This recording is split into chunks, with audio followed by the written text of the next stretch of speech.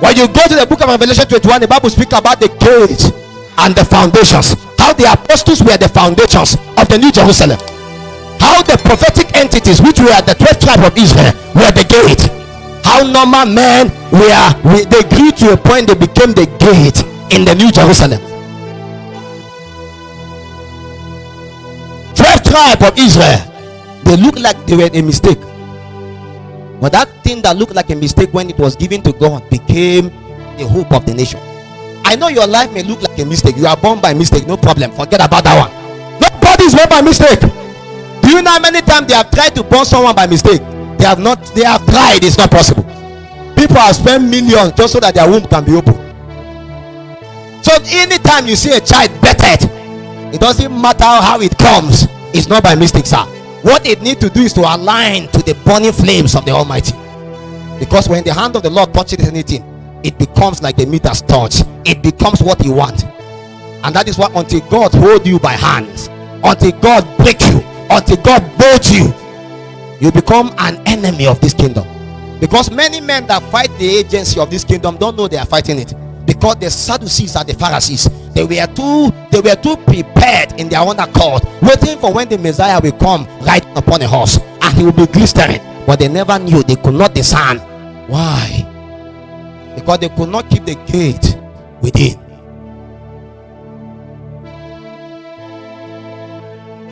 Their walking with God brought them to a point where in the New Jerusalem that you and I are trying to say, okay, there's going to be mansion for us. Some people are the foundation of that mansion. Some people are the gate. So if they decide not to open, you won't enter. If they decide not to stand, you will fall. So if others became the building block, you are nothing, you are just an occupant, you can't survive. And these men live for so long, and in their days there were not so many advantages as we have now. And yet again, you are still wavering in your pursuit for God. And every land must have gatekeepers. Every land must have people that must be foundations. Every land must have people that must decide to put themselves to become the gate. Because if your house is porous, it's because somebody gave it an advantage. If the devil win anywhere, it's because somebody gave it advantage. And in this time, God is looking for men that he can infiltrate. Let me tell you, why did Israelites went on captivity? It was because God looked upon Babylon and he said, I need to send men there. And there's no better way for Daniel to go to Babylon and his brother except through captivity. So you may not know why God take you through that. When God is done forging you, he allow you go through certain things, and as you step in there, after 5 years you will be happy that you passed through that land. For your kingdom we reign forever. Jehovah Elohim, Jehovah Elohim, Jehovah Elohim, Jehovah Elohim, Jehovah Elohim, oh Jehovah Elohim, Jehovah Elohim, oh Jehovah Elohim, oh Jehovah Elohim, oh Jehovah Elohim, oh Jehovah Elohim, oh Jehovah Elohim. You are the Lion of the tribe of Judah. For your kingdom we reign forever. You are the Lion of the tribe of Judah. For your kingdom we reign forever. Jehovah Elohim, Jehovah Elohim, Jehovah Elohim, oh Jehovah Elohim. There are threshing floors in the realm of the spirit. It's upon that threshing floor that men do business. But sometimes that floor is hidden. Many places in the spirit are not visible to normal men. The gates in the spirit are not physical. So a man will journey for many years until he ascends into a place and he says, here is the gate of the Lord. I said, God is here, I did not know. And he began to name the place. This is Bethel. This is Peniel. And a man stepped into a place. Many have been passing there for a long time. He said, here is Mahanaim. How? Oh, now your eyes are open to see that there are realities beyond what you know before. Give me 10 minutes. Give me 10 minutes. Give me 10 minutes. Now we are constrained for time. You know,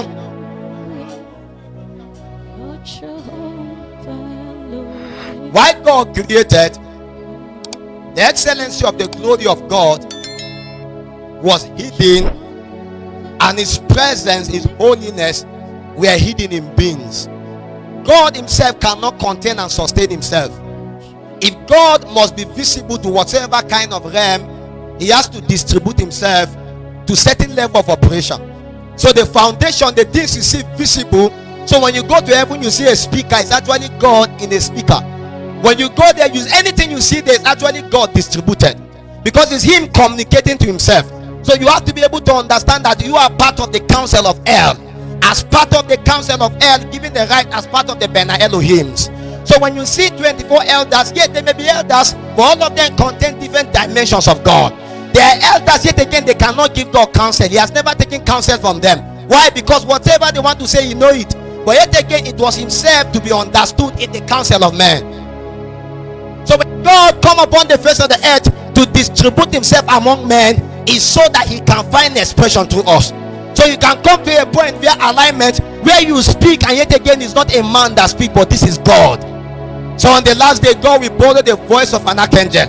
Does he need the voice of an archangel? It's his voice, but it's going to be empowered and sound as that of an archangel. So the communications of God may not be visible to men that are actually after mundanes. But you want to go deeper into God, every gate can be unlocked. Because God can only give you to a degree to which you can be able to contain. Because if God gives you beyond your concentration, it will kill you. So he will ensure that until the horn is being purged and purified, and until you yourself are consecrated aright, he can't pour.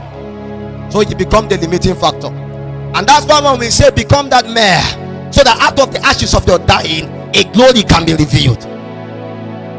So men walk with God in time past, and they don't know why they went to captivity, but they were going because God has Babylon at heart.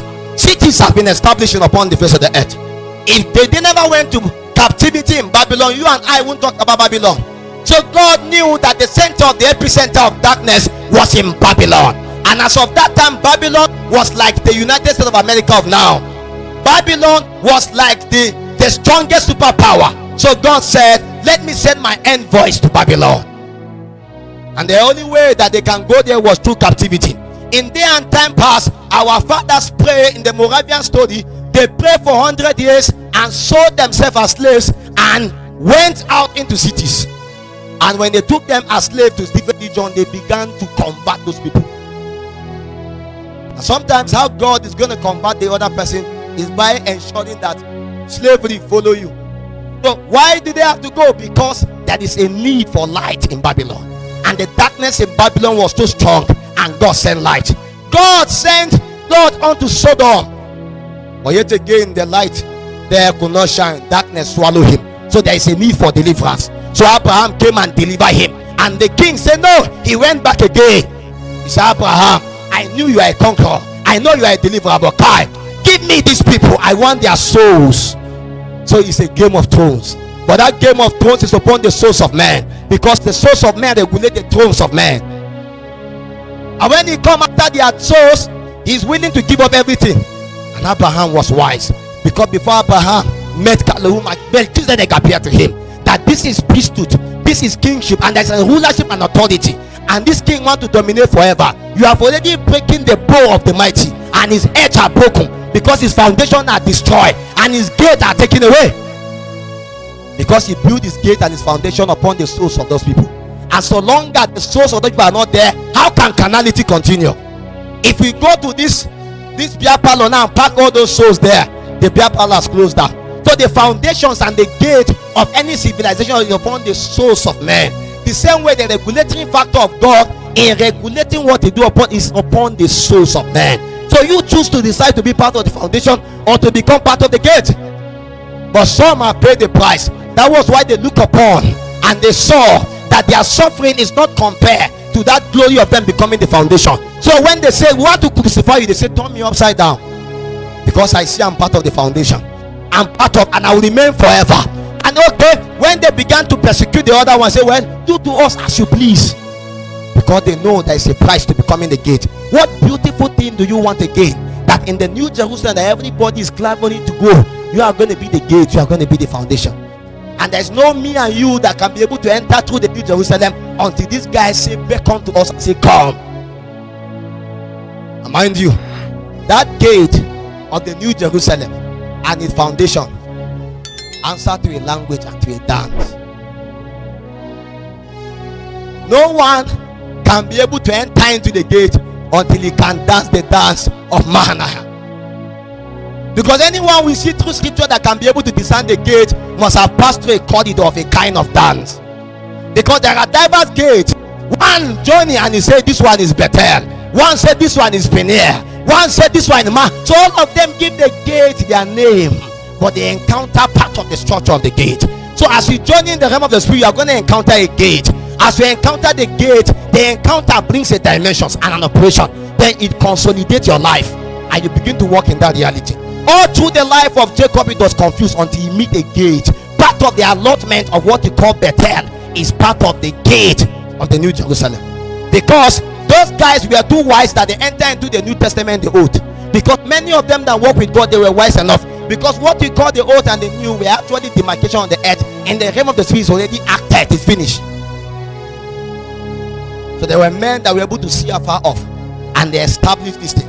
And by the time they see, they rejoice, they are winning. Whether they burn us, whether they kill us, whether we don't make him part of the face of the earth, we are willing to be part of the foundation and the gate. So that in the days your geos and your overseers are coming, you know, they are coming and say, oh, you made me upon the faith. I'm part of the faithful witness of the Lord, and I have suffered in tribulation and pain. Can you come in now? And today when your geos see you, they want to bow. You know, when John appeared, when John was in the spirit and he was just about to die, and suddenly he saw in the spirit, and as he began to see, he saw one and he want to bow. He said, no, don't bow to me. Although I may be the gate that you must pass through to enter into this place, don't worry, we are fellows. Just that upon the face of the earth, I went through a persecution, I went through a trial, I went through a pain, I have suffered affliction, and now I am here, I'm glorified. Can you come in? Let me show you more things. And in that days, it was not about food and water again. At that time, John began to write letters to angels, and he began to write to the churches and prepare them for another time, telling them that what you are doing now is a joke. Another aeon come, another millennia come, and I don't know whether you are going to be able to survive. And so in the days of war, when the kingdom of darkness have conquered a region, men that can understand a dance must appear. Because until we come into that understanding, we are going to be wasted. So why they take them captive, and by the river of Kaaba, suddenly a man's eyes was open and he saw a gate. And at that very moment, he didn't went to prophetic school, but he became a prophet. Why? Because at that point, it was a dance of Mahanaim. It was in a region where two camps meet. Because at that point, it was the bride and the bridegroom that collide. Because the dance of Mahanaim is actually a meeting point between the realm of mortality and the realm of mortal. It's a meeting point where two camps meet, where two hosts meet, where the host of heaven meet together with the host of the earth. But if the host of heaven must meet together with the host of the earth, it's either the host of heaven decide to become like the host of earth, or the host of earth decide to become like the host of heaven. Because normally you cannot meet the host of heavens except you become like them or they become like you. So Jesus became like us, and he made us to see how it's supposed to be. It's time for us to become like them so that we can see. So anytime a gate open, yours is to be able to dance. Let there be a threshing floor, let there be a prancing. Why? Because out of that is an exchange, there is a communication. And so Joshua was prepared for war, and suddenly a captain was sent, and he met a captain. Are you for us or are you against us? Well, you know me, I don't do party sound. I don't know A, I don't know B, but I know I come in the name of the Lord. I'm too fine, I'm too aligned. And if you are for the Lord and for you, if you are not for the Lord, I will slay you. Just know that tomorrow is the day of battle. So go and be prepared, because I'm here as part of the gate. Are you coming as a gate, or you are coming as an intruder? And he understands that this must actually be Mahanaim, because two camps are colliding. And he knew that the strength of that day is going to be upon the strength of the immortals. No man won the earth by his own strength. The infirmities of the earth are too strong. So when they began to be taken captive, it came to another point whereby the river of Babylon, there they sat down, they wept as they remembered Zion. When they remembered Zion, why were they weeping? The people look upon them and say, can you sing the Lord's song in a strange land? What they're asking them is, can you activate Mahanaim? Activate that camp of advantage. I know what used to happen when they locked the apostles together. As they were together, they locked them in prison. They say, okay, no problem. They sang, they prayed, and there was Mahanaim, because camps must meet together. And when heaven come to the earth, it's either earth look like heaven, or heaven must look like the earth.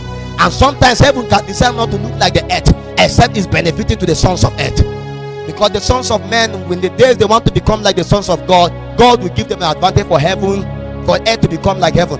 But in the days when they needed help from heaven, you see, earth must have to look like heaven. So Jesus said, it's not for you. There is someone that gave you the authority to hold me, because I can call upon. But if I call, there is going to be an invasion, because this kingdom can't keep me bound. The reason why it kept me bound is because that one choose to be silent, because I come from a camp and there is an army waiting at my command. And so long as I say come, they will come. And that's why in hell he made a public show and he triumphed. Why? Because he cannot remain there. It has been prophesied, thou shalt not lay my soul tarry in Hades. Anytime you dance the dance of Mahanaim, you activate another host beyond you. So immediately the next day came, and the day for war, and Joshua had to give them a marching order. Well, I don't know about you, but I have had a voice, and we are told this section of this dance where we have to go like this and like this and like this and like this, and after we are done like this, then there should be a sound. And immediately when they were done, there was a sound, and the dance provoked a host to come upon the face of the earth, and for their benefit they sang the word down. Do you know the dance to dance and the song to sing in the days of adversity? Because there is always a song of victory. If you are wise enough in these operations of God, there are songs you despise, and a season comes, you are playing it again and again and again and again. At that time, what happened is that song is no longer a song that you used to know. You know, there is the song of the bridegroom and the song of the bride. You know, the song of the bridegroom minister to the bridegroom, the song of the bride minister to the bride. I know you and I may be the bride, but sometimes you don't have to sing to the bride, you have to sing to the bridegroom. The Bible speaking in the book of Acts chapter 13, he said there were certain church in Antioch, there were certain prophets and teachers, you know, and while they minister to the Lord, the Holy Ghost spoke. So their administration was to God, so that God can speak, not so that men can speak. I know we come for service, we sing songs so that the preacher can be motivated, can be charged. But have you cared to know that God is also in the midst of thee, as Zephaniah said, rejoicing with dancing and singing? Who was singing the song that God was rejoicing and dancing to? It was a dance of Mahanaim. I know you know the syllables, you know the city, you know the keys. When was the last time you sing a song and it was heaven that rejoiced? It was God that came to rejoice. At that time you have clicked into a realm and you have unlocked a gate. And anytime the songs of the bridegroom is sung, heaven come to the earth. And when heaven comes to the earth, he comes by himself. And when he comes, he inhabits the praise of his people. And that was the weaponry of the secret of the warfare of David. How can David fight so many wars and lose none? It was because the dance of Mahanaim was ahead of them. The Lord God was provoked to be among them, moving together with them. How can they lose when the Lord is ahead of them? So David knew that yet again I have an army. I myself alone slew down Goliath. But I know that a king is not delivered by the multitude of his army. There is no king but God, and there is a God in heaven. And you know the only way is to invoke God by the way of invocation and the way of incantation. Let God be among the midst of his people to herald the war. So there was yet again the captain that men cannot see, but he was heralded in a sound and in a dance. So God can put, David can put the psalmists at the head of him. And as the psalmists are going on, you wonder how is the war going? Why can't they kill them? We have never heard anywhere that they kill any of the psalmists. And in the days of war, you put psalmists singing songs at there, because they were not visible hosts, they were invisible hosts. David has a commanding of an invisible host of captains that actually can dance. And these people may not be visible to men, but yet again they invoke. And that is the reason why I heard about the story in Langtown Plateau, how there were certain tribes that want to go for war. They have certain spirits that go together with them. You may not know. In the days of war, you will see a man, they will slap you, you fall. They are slapping. You don't know it's an invisible hand is slapping you, because in the days of war, everything is turned upon. Everything become a weapon. So you think it was the jab bow of an ass that was slaying the people. No. Why he do his hand like this? A spirit go ahead